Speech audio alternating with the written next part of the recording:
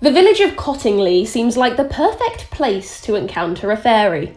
A quaint village in the north of England that was home to a dense forest, a picturesque brook, and 2 inquiring young girls. The first and oldest of these girls, Elsie Wright, aged 16, was hosting her cousin Frances Griffiths, who had recently arrived in the UK with her mother, having previously lived in South Africa. One of the girls' favourite activities was playing in Cottingley Beck, a babbling stream complete with miniature waterfalls that runs from the centre of the village to Sandy Lane, and part of which ran through their back garden. One day in 1917, Frances's mother, annoyed by how muddy the girls got when playing down in the stream, asked exactly why it was that the girls kept going down there anyway, and the girls replied that they'd play by the stream with the fairies.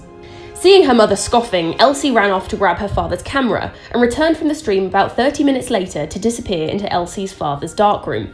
What emerged from that photographic plate has gone down in legend. The first picture depicts a troupe of small winged fairy women, only a few inches tall, and prancing with musical instruments in front of Frances, who is looking down the lens with flowers in her hair. The photos took the world by storm. Skeptics were quick to dismiss these as forgeries and the product of 2 creative little girls' active imaginations. But eminent thinkers of the time, including one Sir Arthur Conan Doyle himself, wanted to believe that communication was possible between the mortal and spiritual realms. And for them, this was the proof that they were looking for.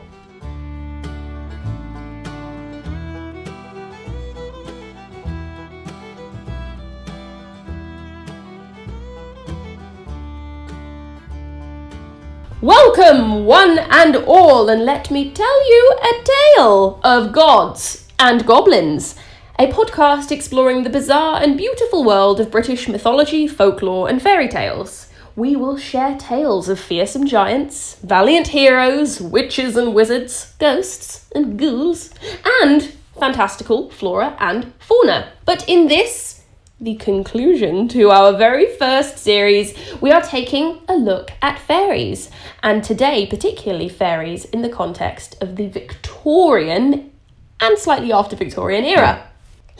Should we introduce ourselves? Let's do. My name is Heather Morehouse, and I am mostly your narrator, although we're going to be doing a little bit of joint duty in narrating today, aren't we? We are. My co-host, Kieran Hill. Says your co-host, Kieran Hill. Yes. Full disclosure, we promised at the end of last episode that I would be taking a ratings on this. Mm-hmm, yeah. We tried that. Yes, we recorded almost all of what we had yesterday, and it turns out that the 2 people writing an episode in the space of 2 weeks is doable. 1 person doing it is not doable. And what we had was a failure. I mean, one could argue that, yes. It was certainly lacking a certain something in regards to Content. Quality. Yeah. We thought it could be kind of like a loose and easy chit-chat, and it turns out that to do that you actually have to have quite a lot of knowledge in your head, and it wasn't really happening. So this episode will follow a slightly more familiar structure. Sorry. Yeah. But hey, maybe we'll try again in the future. But anyway, beforehand, how are you today? Are you feeling good? I am feeling tippity-top. Yeah? Yes, it's a lovely Sunday evening here in location redacted. I think we can say that we live in Brighton. We've already mentioned we live in Brighton before. Yes, it's a lovely sunny day here in Brighton. Yeah. The birds are swaying, the trees are singing, and all is well. Yeah, quite so. How are you doing? Oh, thanks for asking. That's all right. I'm really hungry.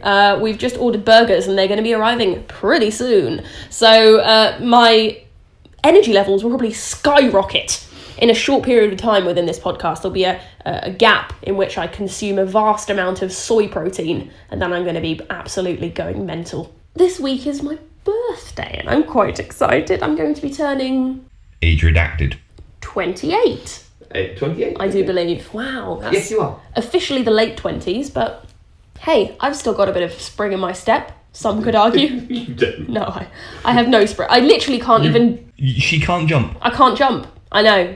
It's quite remarkable. She bends her knees, scrunches her little face up, and just forcefully straightens her legs. Yeah, and in my mind, I'm just levitating high into the sky, like a certain character that we'll be talking about later in the episode. Blavatsky reckoned she could levitate. Oh, right. Also fairies. I don't know. Look, I'm not an actual radio person. I feel like I'm making segues. Who needs segues? Let's just dive in, right? Let's do it. So, in our last episode, I do hope you've listened to it, we started looking into the 19th century interest in folklore and the ways that several writers sought to define the origin of fairies in mythological terms. We looked into evidence from early Britain and ancient Celtic and Roman culture that described the seeds of the idea of fairies as deities that had become diminished over time. We also spoke about them as souls of the dead or long departed ancestors. And we also went into the idea of them being spirits of nature and elementals. In the end, though, as with many aspects of folklore, we had to come to the conclusion that in the minds of those who believed in these mythical creatures, perhaps all of these ideas were true in their own way and simultaneously, and it was only once the urge arose to categorise these ideas academically, which pretty much started in the 19th century, that these threads were all traced back to those original sources. So if you're interested in how that sounds, I do recommend listening to our last episode, episode 4, on the origins of fairies. Yes, a little nod to evolution there. I felt very smart when I wrote that. It was a good subtitle. In fact, you know what? I'm going to say, if you have listened, listen again. Why not, eh? Maybe you'll pick something up. Bump up those numbers. Rate and review on iTunes. Do us a favour, please. We need it. Throw us a bone here. In this episode, though, we're going to be discussing some of the key figures that were in the folklore scene of the 19th and early 20th centuries, who took the idea of fairies and other aspects of the mysterious and mystical rather more literally. Let's talk Victorian spiritualism, the 19th century folk revival, and the intersection of fantasy, theology, and science. My God, this sounds fascinating. We're promising a lot. I certainly think it's quite interesting. We're taking it in a much more sort of a historical route this episode. Not so many stories. We started today with a little bit of a look at the tale of the Cottingley Fairies, which I'm sure quite a few of you have heard of, probably. They are quite famous photographs, and frankly, it's quite a fascinating piece of modern folklore. And it contains pretty much all of the themes of today's episode. So, let's pick up where we left off with that story, because there's quite a lot of it left. Spoilers, they're fake. Gasp. Well, let's decide if they're fake or not, shall we, by discussing the tale. So we were at the point at which Elsie and Francis had created the first photograph, and they had brought it back to the house to show their parents. The mum was loving it. Elsie's father, Arthur, however, was immediately a skeptic. He was a mechanic by trade, so he was quite a practical man, and he immediately dismissed the photo. He cited Elsie's artistic inclinations, the fact that the fairies looked quite a lot like illustrations from one of her children's books. Also, she was familiar with photography and potentially doctoring photographs because she had spent time working in a photographer's studio. Fairly damning evidence there. And so, a second photograph was created. In this one, Elsie is seen holding a little fairy in her hand who has an Elizabethan ruff around its neck. Arthur forbade Elsie from using his darkroom ever again. What a killjoy. I know. I did have a little amusing thought that if this was one of our earlier stories of fairies, Arthur probably would have been struck dead exactly 1 year from this date. Thankfully for Elsie, however, her mother did not share her husband's sceptical nature, and following a talk at the Bradford Theosophical Society on fairy life. The most happening place in town. Oh, you know it. Hey, don't you worry, we're going to be delving into Theosophy later this episode. So, Polly Wright, Elsie's mother, had just attended this talk at the Bradford Theosophical Society about fairies. She was loving it. And so she cornered the speaker afterwards and thrust the photographs that her daughter had taken into the guy's face. And the speaker found them rather interesting too, and as such, the photographs got displayed at the Society's conference. And who else was at that conference but a Mr. Edward Gardner, a prominent member of the Theosophical Society, who saw the photos as potentially instrumental in proving the existence of fairies. As a way of verifying the photos, Gardner sent them off to a man named Harold Schnelling. Very good name. And not only is he the owner of a very good name, he was a photography expert. And Schnelling examined them and was convinced that no tampering had taken place in the studio. What does that mean, Heather?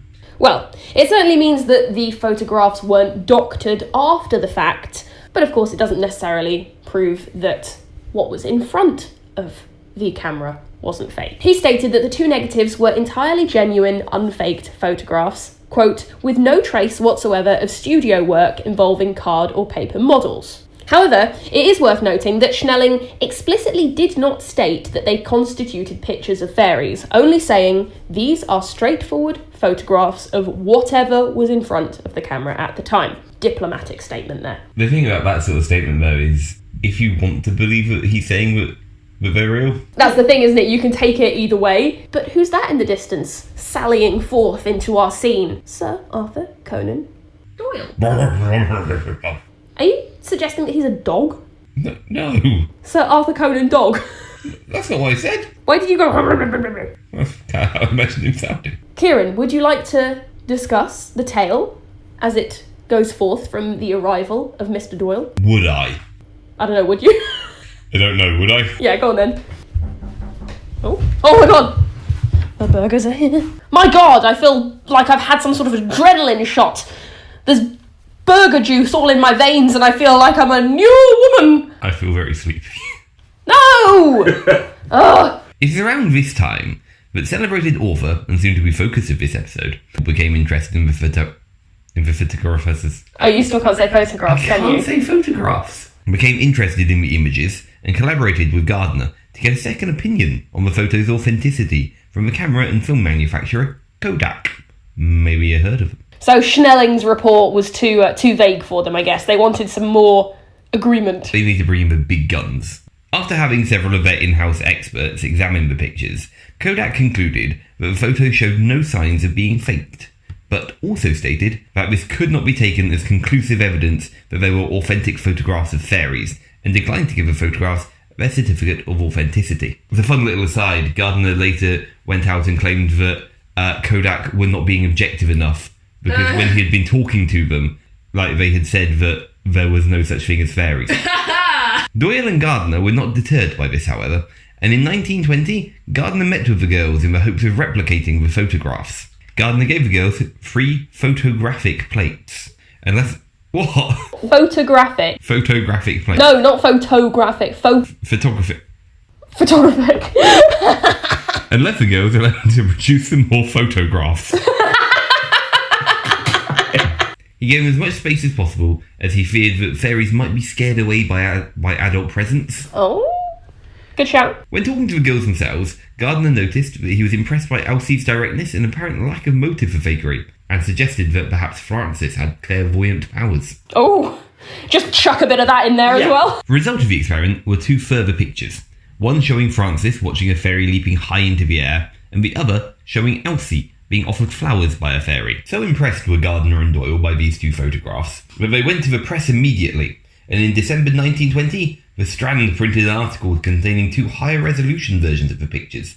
Issues sold out within days. Conan Doyle, who had written the article, ended it thusly: the recognition of their existence will jolt the material 20th century mind out of its heavy ruts in the mud, and will make it admit that there is a glamour and mystery to life. Having discovered this, the world will not find it so difficult to accept that spiritual messages supported by physical facts which has already been put before it.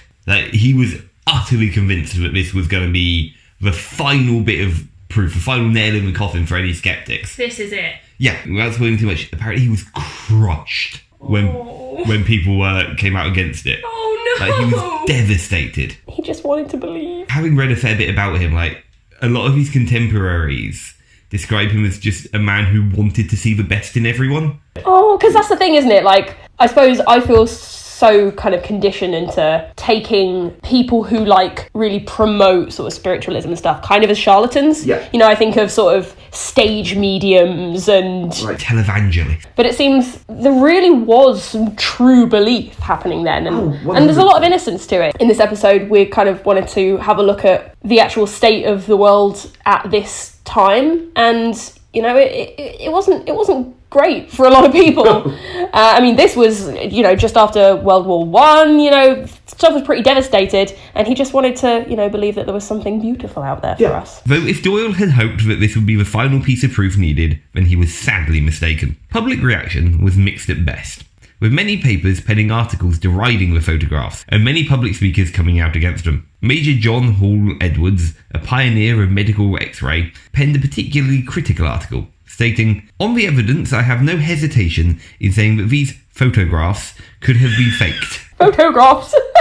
It's funny. On the evidence, I have no hesitation in saying that these photographs could... God damn it. On the evidence, I have no hesitation in saying that these photographs could have been faked. I criticise the attitude of those who declared there is something supernatural in the circumstances attending to the taking of these pictures, because, as a medical man, I believe that the inculcation of such absurd ideas into the minds of children will result in later life in manifestations and nervous disorder and mental disturbances. What an absolute buzzkill of a man. It's gonna give them the vapours. Probably make them hysterical. He sounds like one of those, like, YouTube atheists. Yeah, if you believe in anything, then you're just, you know, you're wrong in the brain or whatever. I hate those people. I know, miserable bastards, aren't they? Yeah. Ugh. Inexplicably, there still seems to be disagreement on the legitimacy of these photos. If you'll permit me to editorialise a little, I would argue that, inexplicably, there does still seem to be some disagreement over the legitimacy of these photographs. Upon even the briefest of glances, it's pretty bloody obvious that the fairies are cutouts on card that were propped up in the photos. I mean, you can literally see the edges of them. You can. Yeah. Or maybe that's their auras. Elsie, as we've mentioned, had a talent for art, and she painted the fairies for the photographs. The poses, as we mentioned, were traced from one of Claude Arthur Shepperson's illustrations of dancing girls from the Princess Mary's Gift Book, which was a popular children's book at the time. In May of the same year that the first photographs were taken, Rose Fileman's poem, Fairies, was published in the widely read periodical Punch. The verse starting with the assertion that there are fairies at the bottom of our garden, almost certainly sparking a little bit of imagination in the girls. It wasn't until the 1980s, when they were pretty elderly, that the cousins finally admitted that they had faked the photographs. And even in their interview in the magazine The Unexplained, they were pretty ambiguous. Elsie explained that all 5 photos were done using paper cutouts propped up with hat pins and disposed of in the stream once they were done. Frances, though, the younger of the two, insisted that the last one was genuine, and that she had snapped that last photograph on a wet Saturday when Elsie had nothing prepared. In a 1985 interview on Yorkshire television, Elsie explained that they felt too embarrassed to have come clean sooner. They basically got trapped in the lie and just kept going with it. Well, once you got Arthur Conan Doyle involved. That's the thing, isn't it? And she said, 2 village kids and a brilliant man like Conan Doyle, well, we could only keep quiet. Oh. How could they have anticipated that they would reach such an incredible audience? Yeah. They were literally just little girls playing. Having fun. It just sort of spun wildly out of control. They accidentally fooled a nation. Yeah.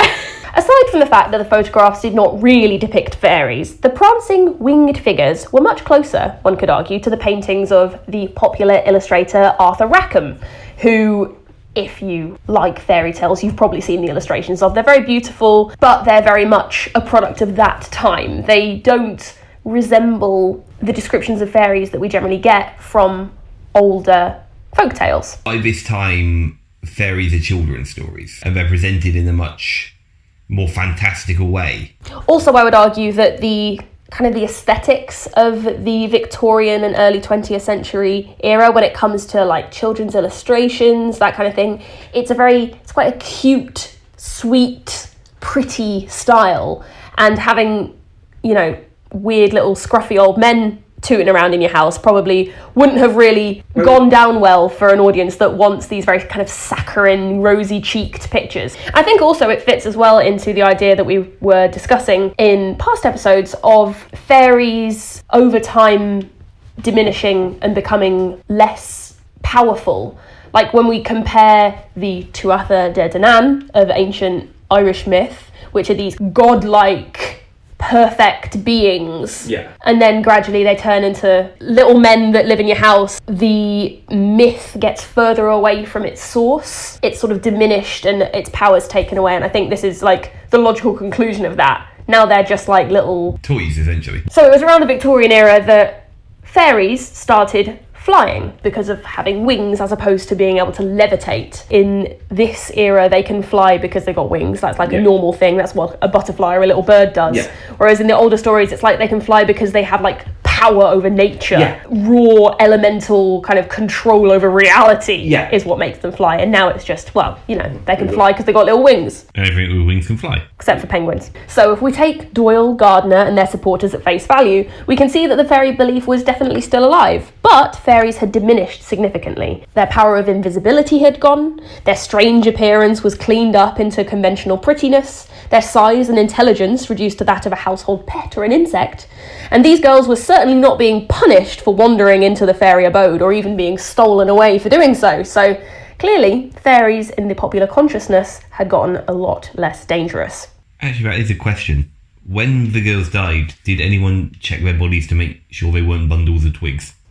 Yeah, maybe they were just changelings. We've gone straight into some theory here, but let's zoom out a little and take an overview at the thoughts and thinkers that were taking a keen interest into folklore in the century leading up to this moment of the Cottingley fairy photographs. Where are we starting, Heather? Well, we're starting in 1846. So folklore, as a word, didn't even exist until the mid-19th century. And it was coined in 1846 when William John Toms sent a letter to the literary magazine The Athenaeum stating that belief in fairies is by no means extinct in England, and within it he uses the word folklore for the very first time to describe stories belonging to the people of our country. Lore of the folk, if you will. Indeed.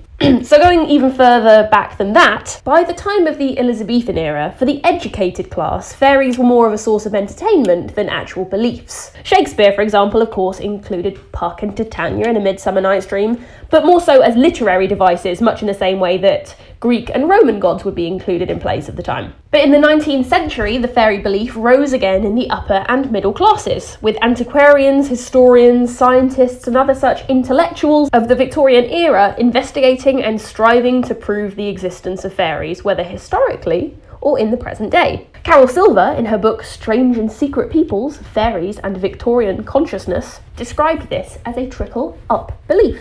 And this came hand in hand as well with the rise of Romanticism, which was an artistic movement born of a reaction to the rational and materialistic Industrial Revolution. During this time, a renewed interest arose into British folklore and fairy tales, and also a nostalgia for what may have been perceived as a more innocent pre-Enlightenment era. For Irish members of the Celtic revival, a belief in fairies was also a way of claiming and celebrating a cultural inheritance that couldn't be taken away by the English. One could argue that this romanticisation of the imagined past also came with an idea that it was a more fair and just time, when bravery and chivalry meant that you could slay the dragon and marry the princess, and evil could always be vanquished. And you could summon up 400 of your earths to go fight your battles for you. And this mythical past that was appearing in the artistic output of a lot of painters and writers and poets of this time was in stark contrast to what many saw as the miserable conditions brought about by modernity in Britain's cities.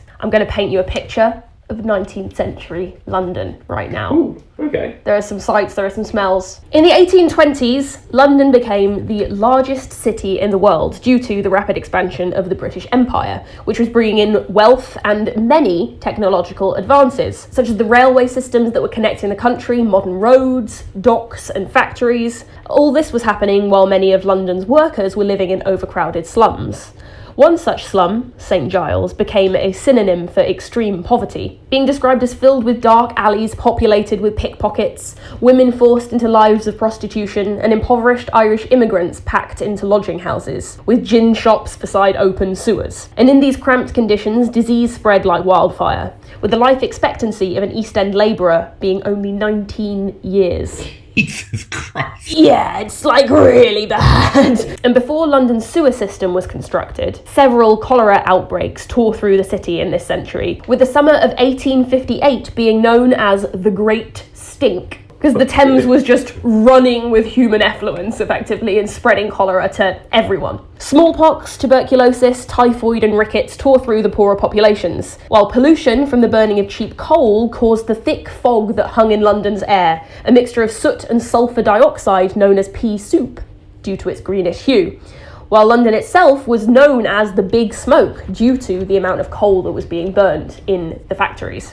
Add to this the cheap printing of penny dreadfuls telling tales of the macabre, and top it all off with a certain mysterious killer known as Jack the Ripper and his murder spree in the slum of Whitechapel. I think it's clear to see that many could draw in conclusion that industrialisation in this century was bringing suffering to countless people. One of the prevailing ideas of Victorian values is a kind of stiff upper-lipped moralism, that hard work and strictness could bring the poor out of their miserable conditions. Think sort of Mr. Bumble. I was about to say, I'm just glad that the Conservatives don't hang on to that anymore.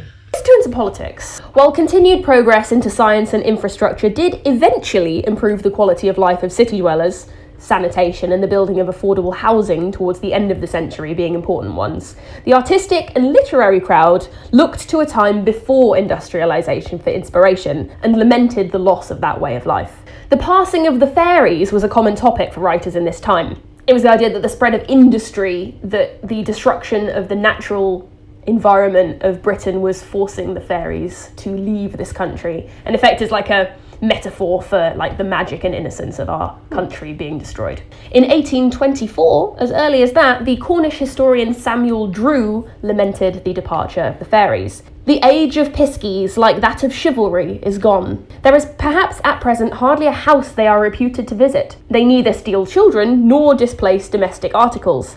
Even the fields and lanes which they formerly frequented seem to be nearly forsaken. Their music is rarely heard, and they appear to have forgotten to attend their ancient midnight dance. The diffusion of knowledge by which the people have been enlightened during the last half-century has considerably reduced the numbers of piskies, and even the few that remain are evidently preparing to take their departure. Do you think he actually believed it, or was he using metaphor here, do you think? I think what he's saying is that he doesn't hear tales of people talking about them anymore. It was quite a common thing for people, probably particularly in Cornwall, where we know that fairy mythology was very prominent, but even at that point, it was just fading. Back in the day, you could go into any field and find somebody shouting about how he saw sweating pixies and wanted them dead. Yeah. But now they're mostly worried about getting their fingers chopped off in cotton mills. The Scottish folklorist Hugh Miller recorded a tale describing two children seeing the last fairy raid on a Sabbath morning near Glen Eithie. A bit of it goes as follows.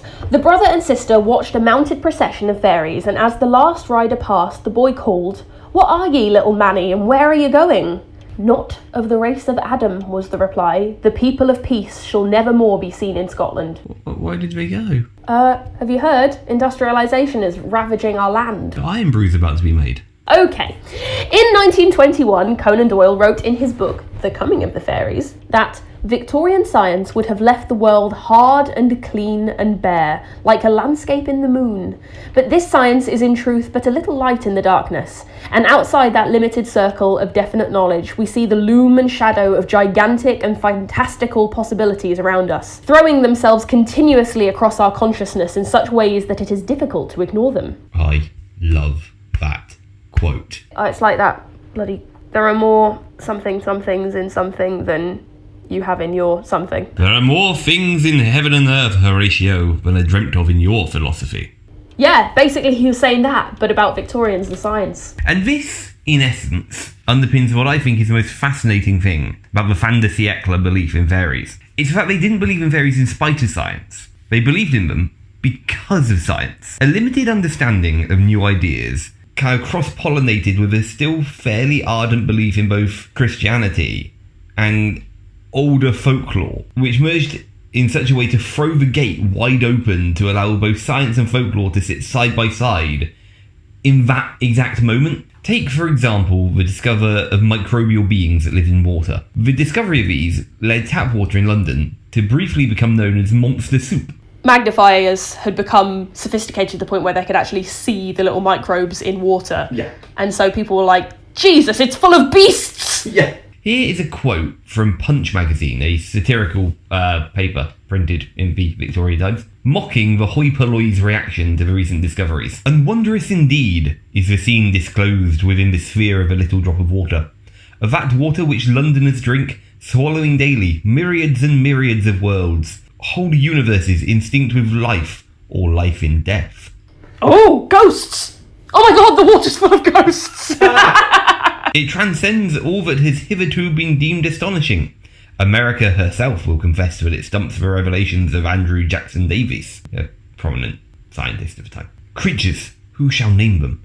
Things in human shape, in all appearance London citizens, aldermen, deputies, common councilmen, are seen disporting in this liquid dirt as in their native element. Behold them, fiercely hustling each other in competition for atomic garbage. What pushing, poking, fighting, kicking and scrambling. There goes an unfortunate wretch, as fast as if for dear life, with a hook-nosed homunculus, evidently a genuine water bailiff, darting after him. Here, a cheap slop seller has caught a smaller individual of the same species by the head and is trying to bolt them. There again, as plainly as possible, you see a funeral procession with an undertaker at hand. That's so good. Right?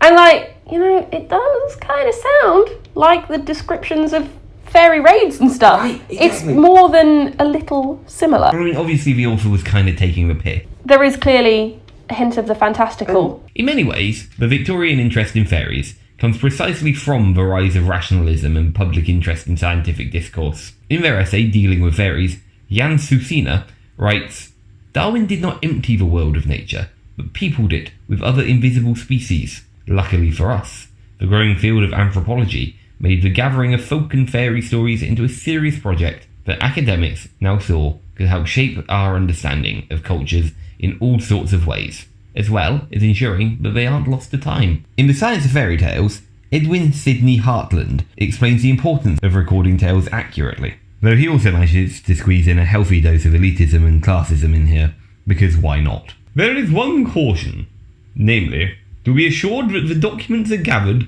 direct from the lips of the illiterate storyteller, and set down with accuracy and good faith. Every turn of phrase, awkward or coarse though it may seem to cultured ears, must be unrelentingly reported, and every grotesquerie, every strange word, or incomprehensible or silly incident must be given without flinching. Any attempt to soften down inconsistencies, vulgarities, or stupidities distracts from the value of the text, and may hide or destroy something for which the student may be able to make a discovery of importance to science. He makes a good point about journalistic rigour. Just because it doesn't make sense to you right now, you have to write it down as the person is reading it to you, but he still manages to be a dick about it. He really does. It's a way only an upper-class Englishman can be. Yeah, oof, you should have seen some other quotes from his book. They were offensive. As we have seen, the idea of industry and burgeoning metropolitan areas decimating the rural ideals of Britain was a cause of concern for many great minds, equating the rise of industry and the middle-class trade sectors with the death of traditional England. The question, to me at least, remains, how serious were the Victorian literati being when they spoke of fairies? It seems beyond doubt that the likes of Conan Doyle and his crew were deadly serious, but surely many of them saw the use of fairies as more of a metaphor for the loss of traditional beliefs to the unstoppable force of scientific progress. As we'll talk about more later, the spiritualists and the theosophists, They were dead serious. staunchly believed in it all. Speaking of theosophists, have you got anything to say about theosophy? I certainly do. Would you like to know about the history of Helena Blavatsky? I certainly would. Good. This was the bit that Kieran Hill was going to be doing for us, but he didn't. So What do you mean I didn't? You did not give us a history of Blavatsky. I gave us a decent basis in theosophy. That's true. I still find the concept of theosophy kind of confusing, so I'm going to go with the history for you, and then you're going to explain to me theosophy. And I'm looking forward to it. I would like to say at this junction, before we begin all this, the reason that you find the idea of theosophy confusing is because it's designed to be fucking confusing. But first, let's cast our minds back to Russia. The Theosophical Movement was founded by the Russian mystic Helena Blavatsky. Now, Blavatsky was a natural storyteller and went to great lengths to obscure the facts of her own life story, often telling different and contradictory accounts. So, my task of providing a biography is a challenging one. But we know that the following is probably true. She was born in 1831 in Yekaterinoslav, now in modern-day Ukraine, to an aristocratic family. Helena's mother, Yelena Andreevna Han, née Fedeyeva, was a self-educated writer, and her father, Pyotr Alexeyevich von Han, was a military colonel. I'm going to say good job in pronunciation, I assume. There was confidence in your voice, though. Yes, I've practiced them quite a few times before starting. This meant that the young Helena lived a life of privilege, and her father's military career meant that the family and their servants often moved from place to place, possibly contributing to Helena's lifelong wanderlust. It was during one of these postings in her youth that Helena was first exposed to Eastern religion, when their family moved to Astrakhan for a while and befriended a family of Kalmyks, which are a Mongol subgroup of Russia, and they observed Tibetan Buddhism. She even attended a Kalmyk summer camp one year where she learnt horse riding and a little bit of conversational Tibetan. Helena also claims to have had an awakening when visiting the library of her great-grandfather, Prince Pavel Vasilyevich Dolgorukov. Sounds good to me. And his library of secret and esoteric tomes. I want that grandfather. My grandfather just had, lovely books about gardening and farriering. Yeah. Prince Dolgorukov, however, had a way better library, because he was a Freemason. And rumours abounded that he had met both Cagliostro and the Count of Saint Germain. So you were saying the other day, Kieran, that the Count of Saint Germain might be Jesus, but might also just be a rich French guy. Yes, but also might not be either. Sometimes he's a immortal wanderer who has been present or otherwise involved somehow with every major event in Western history. Enjoyment of telling tales continued into her teen years, when she started making claims of meeting a, and I quote, mysterious Indian in paranormal visions and astral travelling. Did she? That's what she claimed. Yeah. And many mysteries of the world were whispered to her from that mysterious figure. When Helena was 17, she was set to marry Nikifor Vladimirovich Blavatsky, a man decades her senior. She tried to back out a couple of times because she's a very fiercely independent young lady, but eventually she yielded and they were married. There are some reports that the reason why she finally yielded and married Nikifor was because he believed in magic, and so they had something to chat around there. And of course, when they married, that was when she became Helena Blavatsky. So that's all well and good. There's quite a bit of mystery in what we've already said, but that doesn't even begin to cover what's coming up next, because the next 25 years of her life are just a blur. There are no hard facts that we can possibly cling to. She made various claims of travelling the world, hanging out with magicians and mesmerists, studying the Kabbalah, and during this period of time, she also claimed that she was being sought out by the Masters of the Ancient Wisdom. Genuinely thought about saying Masters of the Universe. 5'0" woman holding an old walking stick in the air. She was getting communications from the Masters of the Ancient Wisdom, who were a group of ancient enlightened beings who taught her the ways of the mysteries and also instructed her to travel to Tibet, which was an extremely significant moment in her life that may or may not have happened. Indeed, the idea of travelling to Tibet now doesn't seem that outrageous, but then it was closed off to Europeans, and if she did go, she would have had to have probably physically hiked there over the crags and mountains, and she was not physically fit, so who knows what was going on there. She was also renowned as being an extraordinarily heavy smoker. From the picture of her that I have in my mind, I feel like she could hike to the top of a Tibetan mountain by sheer force of will. She may have been to Tibet. She absolutely did not go to Tibet. And she may have been to Tibet because the Masters told her to. And in Tibet, she may have discovered the secrets of ancient wisdom. We don't know, but at this point in her life, she was absolutely devoted to mysticism, Buddhism, and esoterica. She fully believed it, and she made it her mission to spread these beliefs to the West. How much do you think she actually believed? I feel like she sacrificed so much Yeah. to do this. And I think you can't spend that long being invested into something and not really profiting from it. That's the thing, right? And it be a lie. While I won't say that I believe in what she's saying, I certainly believe that she believes in what she's saying. In 1873, Blavatsky arrived in New York City.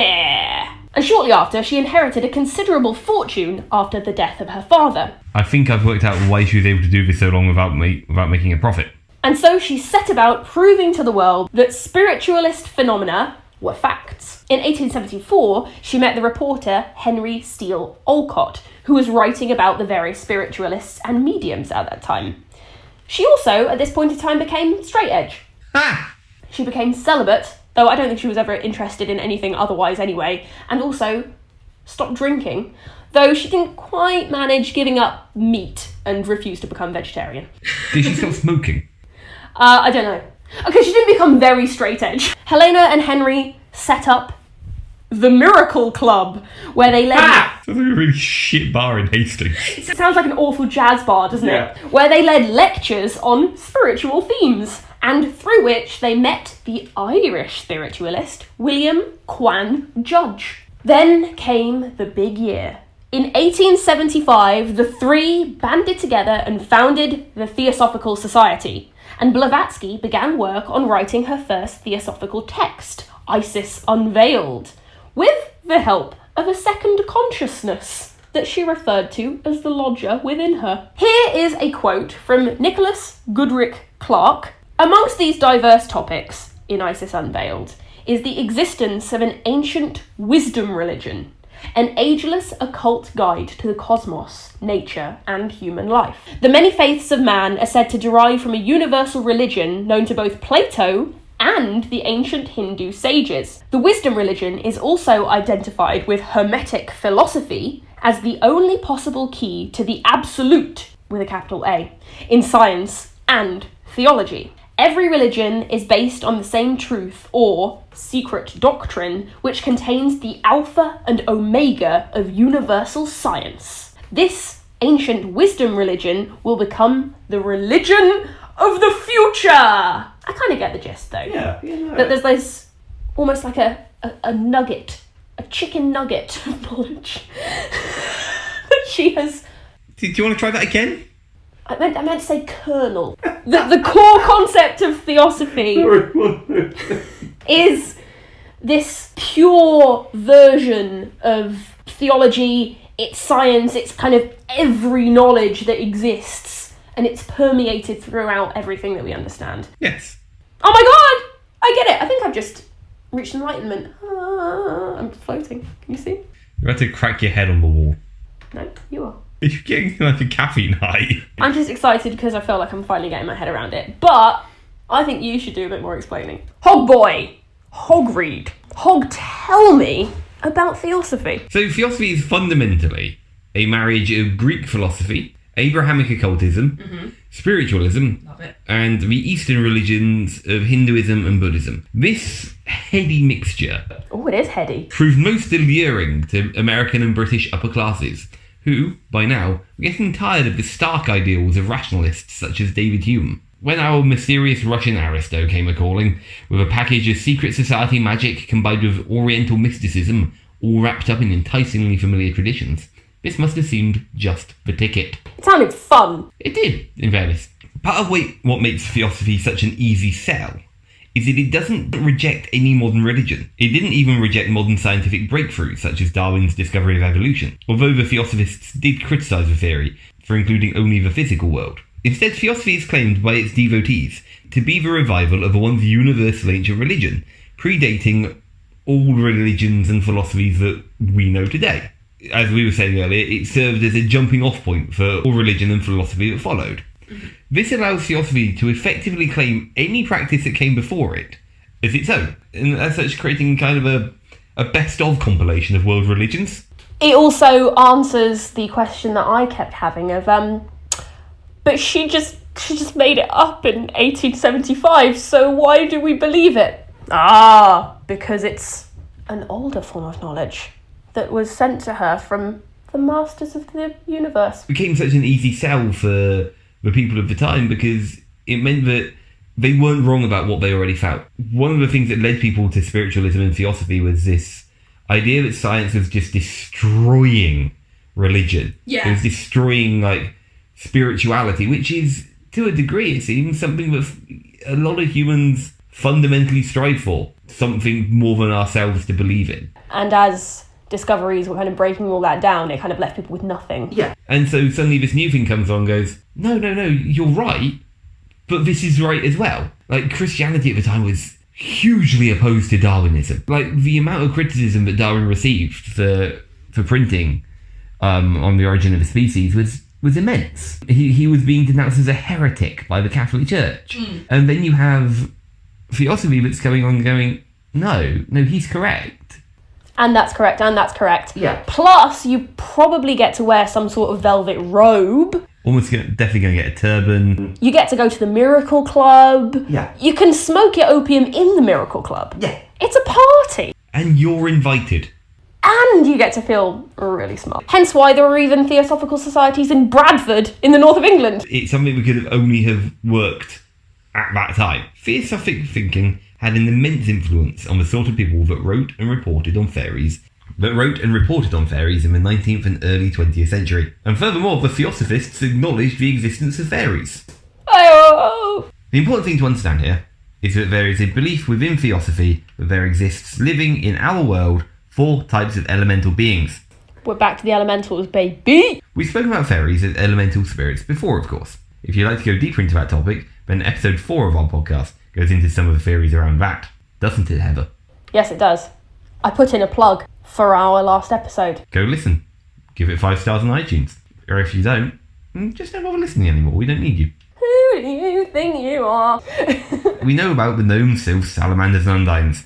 Earth, air, fire and water elementals respectively. Yes. But in the theosophical context, these elemental creatures are an evolutionary step below man, but they will someday rise to the level of humans. So the idea is, as well as physically evolving, one can spiritually evolve.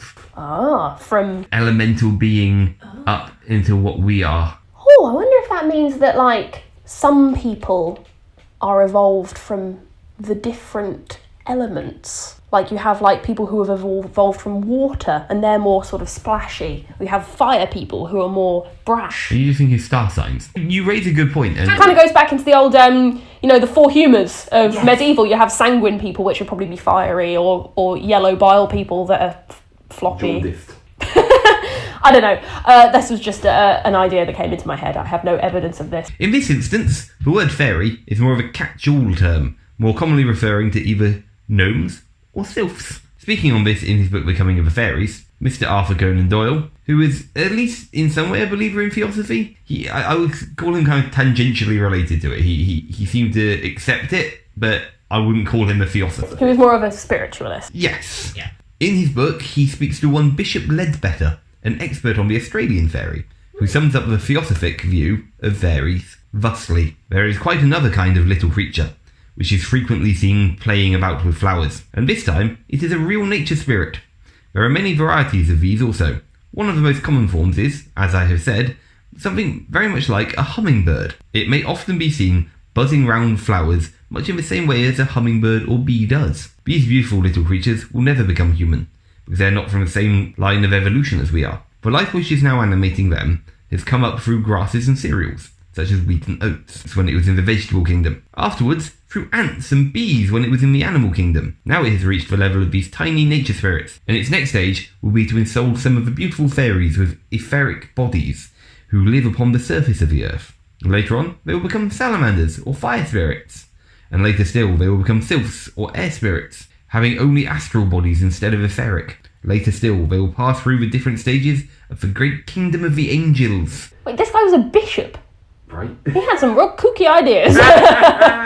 So yeah, I guess in this sense, the idea is that the soul can evolve. But that seems to bypass humanity. Yes. That seems to be its whole own... Once again, this is the thing with theosophy, is that, like, every time I think I've got a handle on it, there'll be an example that is just a completely different idea. Yes. Yeah. So everyone's just kind of riffing on it. Everyone's doing their... It's like jazz. it is like jazz. It's the myths you don't write. That was an appalling... I think that might be the best thing you've said in this podcast at all. Thanks. There's also another branch of thought within the philosophy that fairies are closer to a spirit of nature. In this, what we're about to see is more of a permanent just guardian of nature. What's this source? This is also from The Coming of the Fairies.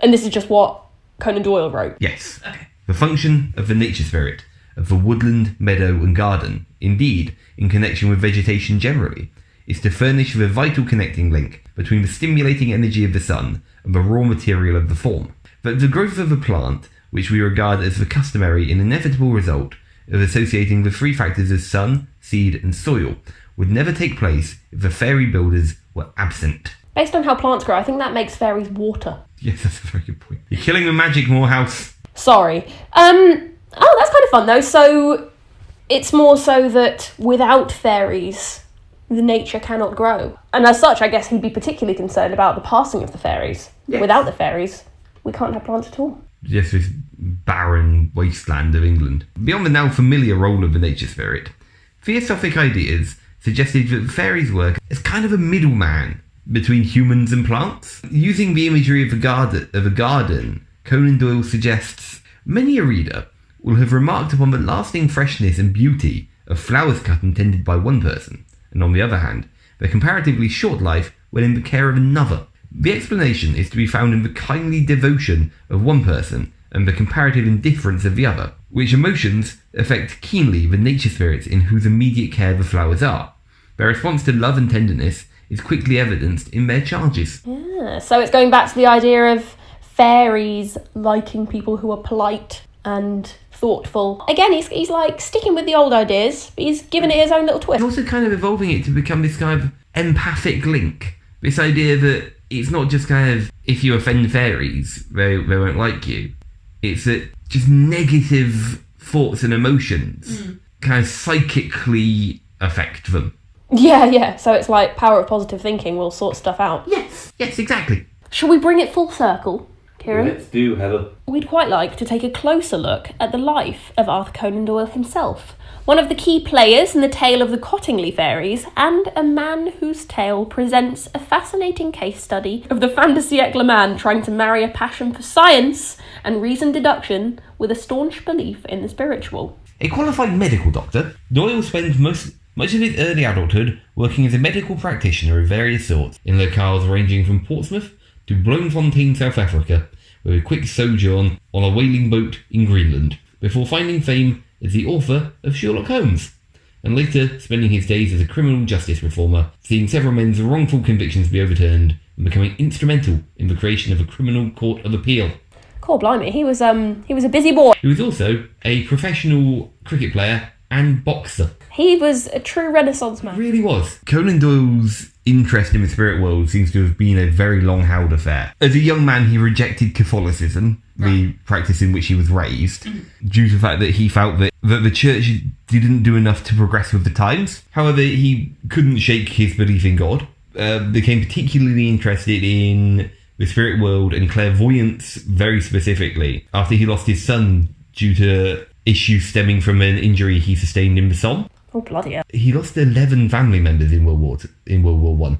He really felt the effect of it very severely. I think everyone did. There's a quote from Conan Doyle that gets bandied about a lot about why he believed in clairvoyance. He liked to say that God does not throw us on the scrap heap. That, like, even within the senselessness of war, God still has a purpose for our souls. Yeah. So they must exist somewhere. As a result of World War One, Conan Doyle became convinced that clairvoyancy was a gift from God that was being brought to the earth at that time to show us that he still existed. Doyle's passionate belief in the supernatural came at a great cost to both his reputation and his personal life, as is demonstrated by his friendship with none other than Harry Houdini. So Heather, what do you know about Harry Houdini? Not very much, to be honest. I know that he was an escapologist, and that's about it. Yeah, that's a good start. He was an escapologist, he was a magician, and later, and most importantly to our story, a debunker of clairvoyance. The two men met backstage at one of Houdini's shows, and quickly struck up a friendship based around a mutual interest in spiritualism. So Conan Doyle was a Houdini groupie. Yes. In many ways. Conan Doyle went in wanting desperately to communicate with the dead. Right, so he already had the concept, he was just looking for the proof. Houdini had an open mind towards the concept, but due to his background in theatrics, in stage magic, quickly saw through attempts at deception. He knew what to look for, and it made him furious. So as their friendship formed, Houdini noticed that, let's just lay it out on the table, Conan Doyle was kind of gullible. So Houdini started showing Conan Doyle, who believed Houdini to be an actual magician. What, even when he was just like, mate, I'm not. I'm literally not a magician. That's the thing, like, he started showing him how his tricks were done. And Conan Doyle would just be like, no, it's real magic. Oh, everything I learn about him is just more and more sad. He started to believe, actually, that yes, it was all real. And what was actually happening were evil forces were planting fake clairvoyance to throw people off. Cracks began to form in their relationship when Houdini exposed one Maria Crandon, a medium that Doyle was a big proponent of. In fact, her thing was producing ectoplasm from her vagina. Huh. I can see why he was such a fan. Actually, I want to go and see her show again. It's, okay. One after another, Conan Doyle would take Houdini along to shows. It's like, here we go, I've got one for you. This one, she's the real thing. And time again, Houdini would just be like, no, here's what she's doing. And it really started to put a strain on their relationship. Conan Doyle took it very personally. Things finally came to a head when Conan Doyle's wife, who was a South-styled medium, held a seance for Houdini's late mother. In this seance, she did 12 pages of automatic writing notes, which Houdini, according to the Doyles, seemed very pleased with at the time. But after being asked by a reporter, Houdini quickly dismissed the writings based on the fact that they were in grammatically correct English, which Houdini's Hungarian mother would not have been capable of, and made no mention of the fact that it was on Houdini's mother's birthday. Conan Doyle countered this by saying that in the spirit realms, birthdays are not important. Unfortunately, this instance was kind of the icing on the cake that led Doyle to believe that Houdini was actually an incredibly powerful spiritualist who was using his powers to block the ability of others. Oh, God. Which caused a unmendable rift in their friendship until the day that Houdini died. Oh, no. Oh, my God. Can you imagine if the Cottingley girls had actually told him they were fake? Yeah. He would have died. No, I think he just wouldn't have believed them. Conan Doyle never once relented on his belief in the supernatural, championing one cause after another. The fact that one by one all of his pet projects were exposed as hoaxes only seemed to buoy his belief in the spirit world, taking all setbacks as proof that there was in fact something out there and that it was trying to stop him from reaching the truth. In more recent times, there's risen a small subset of people who have tried to diminish Doyle's supernatural beliefs. The most prominent amongst these are people who credit him with having played a part in the creation of the hoax of the Pit Down Man. Do we know what that is? I don't. The Pit Down Man was a forgery of an early fossilised man that was able to fool the scientific community for almost 40 years. Oh, wow. It wasn't until we developed good enough scientific technology to test what sort of stone it was that it turns out it was just made in a factory.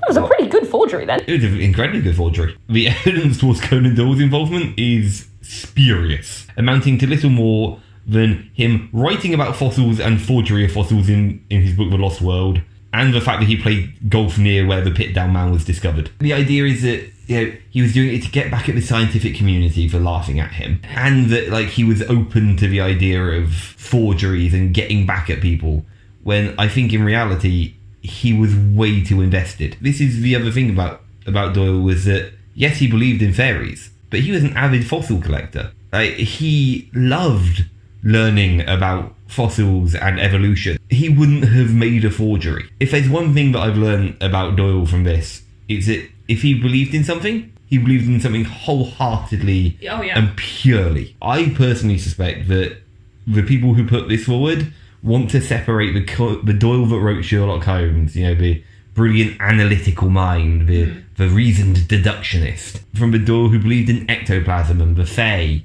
and they want some sort of hard line between the two. Yeah. When I don't think it's that simple. And that he is a thinker whose ideas were born out of this Victorian, late 19th century, early 20th century worldview, where a lot of people were believing in all those things all put together, and the lines weren't quite so separate. So, the resurgence in fairy belief and the fascination with the supernatural and spirit realms in the 19th and early 20th centuries, when set against a backdrop of incredible technological advances that mark the start of the modern era in Britain, offers us a tale of contradictions, a search for something beyond rationalism in a time of logic and reason.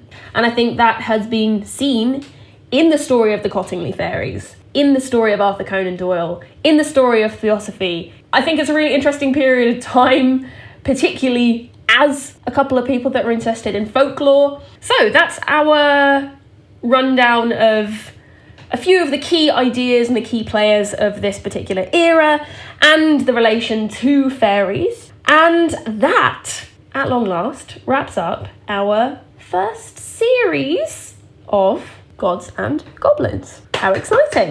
Fairies are done!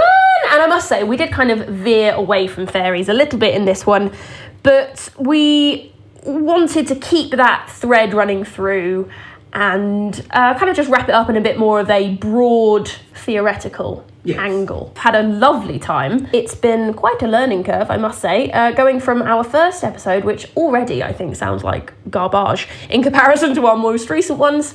I think we've come a long way and we've learnt a lot. We certainly have. More house. You know what's next? Hags!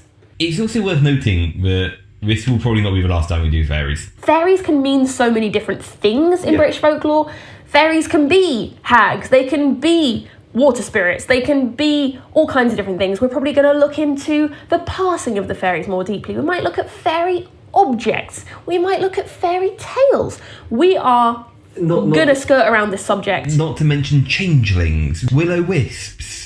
There's plenty more where that came from. And if anyone has any particular angle of it that you'd like us to try and unpick and explore and tell some tales surrounding, then do let us know. We are very much open to suggestions on themes for the future. We are enjoying sort of taking the reins as it is, but we're very open to suggestions as well. Cannot wait to get stuck into a hag. Jesus. We kind of ended this episode on a little bit of a Debbie Downer, but hags are going to be fun. Have it? Oh yeah, there's all really depressing. Nah, there's all kinds of shrieking. There's all kinds of business. It's going to be really good. I am excited about hags. I've already gotten ahead of myself and researched quite a bit, and I'm pumped. Thank you once again for listening to this episode of Gods and Goblins. My goodness, we are looking forward to speaking to you again soon. In the meantime, why not give us a follow on the social medias? We are on Twitter. We are on Instagram, we're on Facebook occasionally, all at Gods and Goblins. You can send us an email at godgobpod@gmail.com. That's godgobpod@gmail.com. I'd love to get some emails, that'd be quite fun. Yes, please send us emails. Tell us what you think of us. Try and guess what we look like. You can listen to us and subscribe on iTunes, on Stitcher, on Spotify, on all the other podcast things. You can listen to like the first 3 on SoundCloud, but I'm not uploading them on SoundCloud anymore because I don't want to have to pay for it. You can leave us a 5-star review if you like on iTunes. It'd be very nice. And tell you what, if you leave us a 5-star review, if you live in the UK, we will order you a burger on Deliveroo. No, we won't. Okay. We can't promise that. They're just going to start flooding in. We can't promise that kind of madness. Good Lord. So there's various things that you can do. We'd love to hear from you. We'd love to chat with you. We'd love to hear your thoughts on what you'd like to hear us do in the future. Oh, I should have offered people the chance to come and stay with us. No! We're going to get murdered. The internet's full of madmen. No, our listener base is lovely. That's true, actually. It is time for us to bid you safe travels and adieu from me, Heather Morehouse, goodbye, and you. A stark warning, do not go out on November's Eve. From me, the nature boy, Kieran Hill. That's how ages away. Well, that's when the fairies come out. That's true. Also, we hope everyone had a lovely summer solstice. It's all downhill from here. Okay, bye-bye. Bye.